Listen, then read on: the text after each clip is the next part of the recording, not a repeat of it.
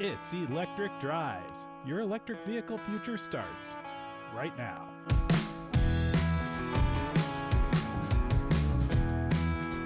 Welcome to the show. I'm Anthony Algmin, and I'm joined by my co-host, Bob Reese. We created this show to make it easier for others looking to move to electric vehicles, and that's more and more people every day. We're out there using EVs in normal commutes and road trips, and we'll share the wisdom we've gained from living our lives with electric vehicles. You can join in the conversation by sending your questions and topic ideas to questions@electricdrives.us, by joining the Electric Drives Facebook group, and by becoming a patron at patreon.com/electric drives to get exclusive content and help support the show. Bob, how are you doing today? I'm doing pretty good. Pretty good. Good. Couple You're longer drives this week, but no problems. And surprisingly, the chargers have been relatively empty. Interesting. I wonder if do you think it's because the weather's starting to turn? Do you think people are just like, school's back in, the weather's turning colder, we're taking less road trips this time of year? Or, do you think there's anything to do with that? Or do you just think it was a weird week? It may have been just a weird week because at one charger, I ran into a couple different people, and one was from Nebraska and another one was from Missouri, and they were charging at a charger in Geneseo, Illinois, which is far western Illinois, and it was interesting because the one guy drives from Chicago. He's got business meetings in Chicago. Then he drives to Des Moines and then down to Kansas City. And he does that a couple times a month. Okay. So it was interesting hearing he stops at Electrify America because he's got a Hyundai Ioniq 5, and so he's pretty quick on charging. I mean, he'll be there a full half hour to get a full charge and be on his way, and he'll just do the same thing I do, which is check emails and make phone calls and so on. I find it and granted, I haven't been to chargers nearly as much as you have, but I find it amazing how often you are actually talking to these people and learning about what they have going on. Because I'm like, I just have never done that. I've like, occasionally I've had a person, especially when I had the non-Teslas, somebody would come up to me and ask about, what does this cost or what have you. But that would be like a 2-second conversation. That'd be that. But I'm amazed that you're able to like have legit conversations with people for a while. I guess you're hanging out at your car maybe a little more often than I am, but I've never really had those kinds of interactions. So I think that's really cool to get some of those stories of others that are around there. It reminds me of the early era of automobiles when everybody would have to plan their trips better, and they'd talk about construction zones and all this before the internet came along, or before Rand McNally would make those beautiful map programs to tell you turn by turn how to get from here to California or something. So yeah, I think it's a lot of it is people just new and sharing ideas, and people are excited about. A lot of people are newbies that this is the first or couple times they're driving the car, or especially when Electrify America was offering free charging because of their updates. I ran into a number of people that one guy drove from Milwaukee to Denver, and they were on their way back. They had gone there for basically a weekend, which is like, that's a long drive, but hey, when it's free, it's not as big an issue. Yeah. Well, yeah. I mean, to take a road trip and have much of it be free, that's a nice bonus. That's a pretty cool feature. And I mean, a lot of the cars that have come out still do have a pretty significant amount of free charging, often with Electrify America, that are included with the purchase. And so you get a couple, in some cases you get a couple years worth of unlimited charging, which is a pretty amazing bonus to have. So that's something to think about when you're looking at purchasing a car. The question that I was going to have for you, because now I'm kind of in full on Tesla world. I've owned the car for pushing 6 months. And got almost 6,000 miles on it now.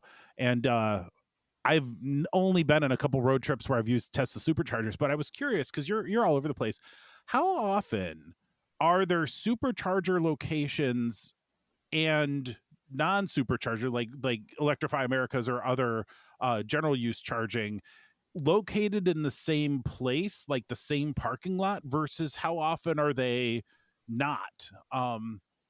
Because I'm now like feeling like, well, I know where the superchargers are, and so there's this comfort that I have that if I were to consider not having supercharger access, I would feel like, well, I never see any of these other ones, so there must not be Yeah, any of these other chargers. But I know that's not true. I feel like the strength of that supercharger network starts to create folks that have no idea that there's so much other charging available. right. Uh, I think it's like the whole thing that we've discussed about charging in particular. It's not like driving down the road and seeing a huge, 20-story sign for Exxon or Shell or something like that along the side of the Mhm. road. You have to be sort of looking for these, or in the case of the Tesla, they've got all their superchargers mapped out on their map program, and so it tells you where those Yeah. chargers are, and you tend to ignore that there might be other opportunities. Um, Hmm. and I think the same way with non-Teslas, where we use PlugShare or something like that, or sometimes the car apps map us to some rather unique locations. And as far as having both on the same site, I can Hmm. think of only like Meyer stores are doing that quite a bit. Mm. Yeah. Because they've got one in Oswego, they got one in Naperville, where they have both superchargers and Electrify America, and they're Hmm. putting one up in Green Bay, which Green Bay has had pretty substantial Tesla supercharging area up there for a while, and now they're going to be adding Electrify America up to that one, and I think Hmm. that may be the only ones I know offhand that have both flavors, so to speak, of charging options. Yeah. Well, it's interesting because we're having this conversation, but we also know that we're starting to see opportunities for crossovers between these charging networks where Tesla is starting to open up superchargers to non-Tesla vehicles. It's kind of a key condition of them getting some of the funding for building out charging infrastructures, that they've got to be able to work with other cars, and they're going to charge a premium. They're going to, Right, it's not going to be necessarily the most economical option, but on a road trip, like, you're just looking for what's convenient a lot of the time.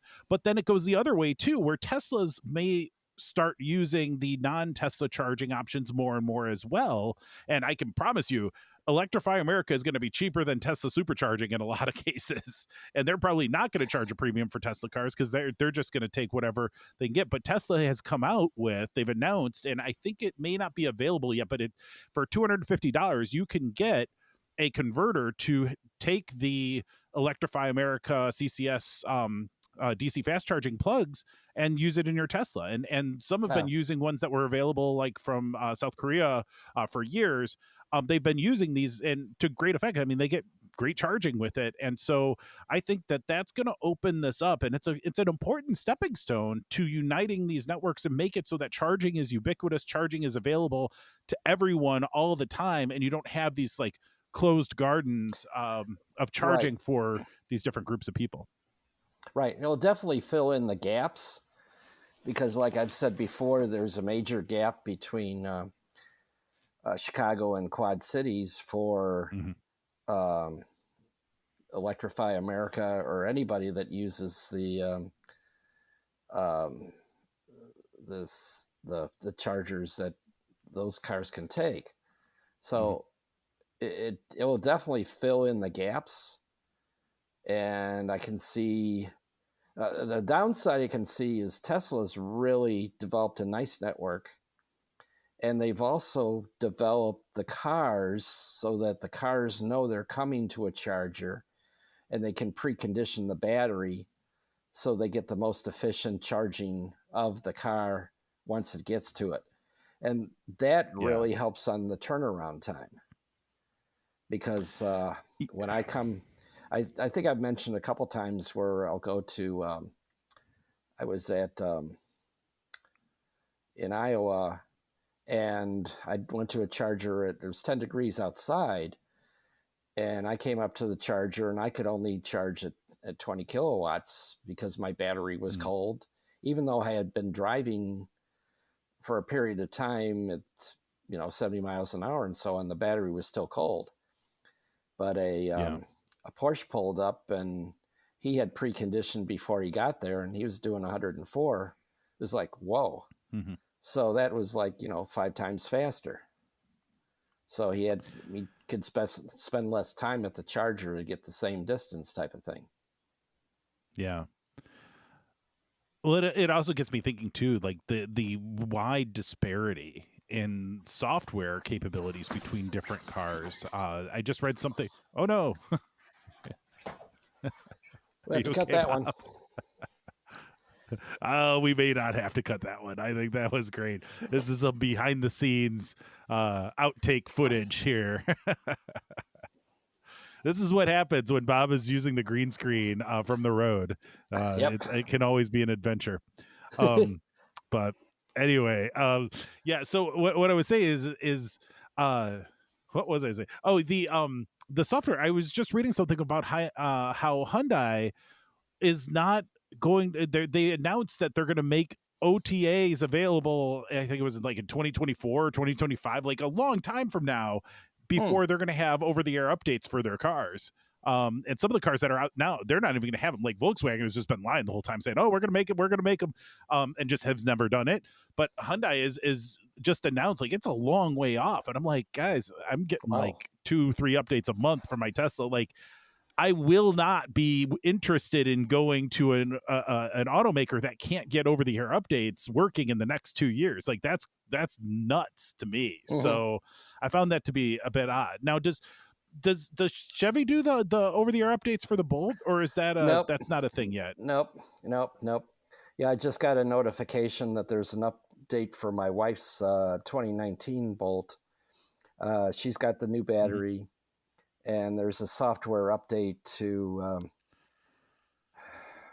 I don't remember what it is for actually, um, but she'll have to So bring you it just take into it the into the dealer. dealer and then they run the Right. yeah Right. And yeah. I don't know how long the programming takes. I know when she got the software update, I thought it was over an hour and a half. Hmm. Yeah. Well, and I get to a point. I get where the Bolt, which is on a platform that's been around for a little while and is, Yeah. not trying to be a $60,000 car or $100,000 car. Right. It's playing more in that economy section, and so your expectations of that are lesser. Like, you don't expect to have all the fanciest, software updates and whatever. And I think that's okay, but when some of these cars are pushing 50, $60,000 or well beyond in some cases, and they can't get over the air updates, I don't see that being a real it's not a good place for them to be right now, because it can feel comparatively like um you're going down a path where you're just not going to stay cutting edge. And so I feel I want to see over the air updates, but I want to see consistency, and I want to see things getting updated. Even if it was an at the dealer update, I want to see things being improved in that software, because clearly most automaker sponsored navigational tools, which are becoming really important for charging networks and things like that, where you want to be able to have preconditioning in the cars.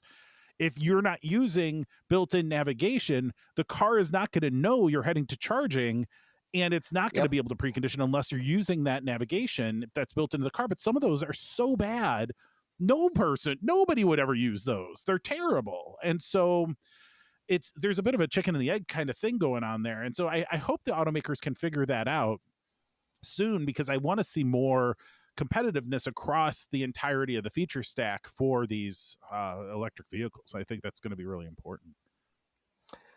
And like you said earlier, could swear that I saw before the Tesla was like 28 cents a kilowatt.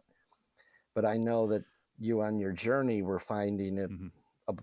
a tad above 40 cents a kilowatt. Yeah, my average was above 40 for that trip Mm-hmm. down into to Pittsburgh from Chicago.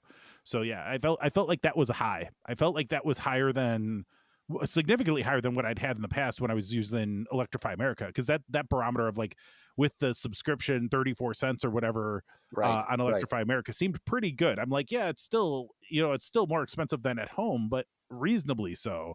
I felt like some of the supercharger prices, I'm like, man, topping this thing off back to 80% is costing me over $20. Like, I'm like, we're not quite in gasoline territory, but we're certainly not feeling like, we're getting a lot of extra value from the electric vehicle on a road trip. And so that was a little bit frustrating, because you're also not going to go as far as a full tank of gas either. So, yeah, I think, what I want to see is more competitiveness. Like, there's only so many options for charging your vehicle on a road trip.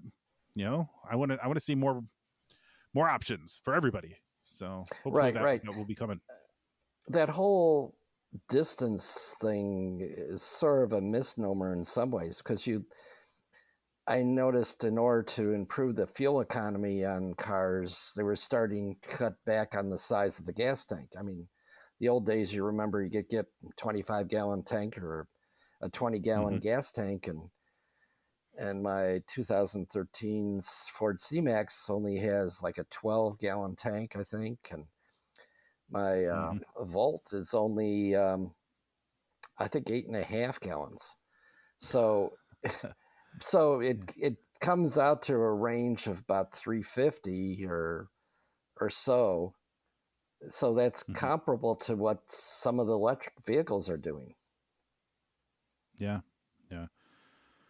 Yeah. I worry. I wonder too on the hybrids, the plug-in hybrids, especially when you're using almost exclusively electric charge on those for your journey. It's like, does the gasoline go bad? I know gasoline goes bad after a period of time. Like, does that cause problems? No, GM in their Volt had put in where it burns off the gasoline so it doesn't go stagnant. Oh. So they're having you, at least in my 15, you it it already you're using premium gas, which is supposed to be better as far as more stabilized. Mm-hmm. And it does look at the age of the gasoline, and you can have the engine running to burn off the gasoline so that it makes sure that the age of the gasoline in the tank is not at a point where it could be damaging. Yeah, that's And good. That's good. it upsets a lot of people that are primarily driving electricity, and then all of a sudden the gasoline engine kicks in and it's like, whoa, wait a second, what's going on here? Yeah. Well, I think it's better to do that than to cause problems for the engine. Yes. Oh Like, yeah. burn off a tank of gas every month or so, guys. Like, it's okay. It's, Yeah, this is a longer period than you have a that. gasoline engine, it needs to run. Yeah. Right, right. I think it's like within a year period. Oh yeah, yeah. It's I know gasoline starts to degrade after about a month, but yeah, I'm sure you can get a lot more out of that. So yeah, I think it's perfectly reasonable that they have some safeguards built in. Well, Bob, we didn't even get to the topic that I had for today. So what we're going to do is we're going to end it here. And this was an interesting conversation, kind of a potpourri of charging stuff. So, but I think it's interesting, and some of these topics were definitely good. But rather than try to cover it all and make a 40-minute episode, let's cut it here, and we'll save the next topic for next week. Everyone will be in great suspense, I'm sure, for the next 7 days, and we will take it from there. So that wraps up our show for today. Don't forget to subscribe and hit that YouTube bell icon. Please send your questions and topic suggestions to questions@electricdrives.us, and we'd love for you to join us on Facebook and Patreon. All the links are, of course, in the show notes. So thank you for spending some time with us, and we wish you a smooth road ahead on your own electric drives.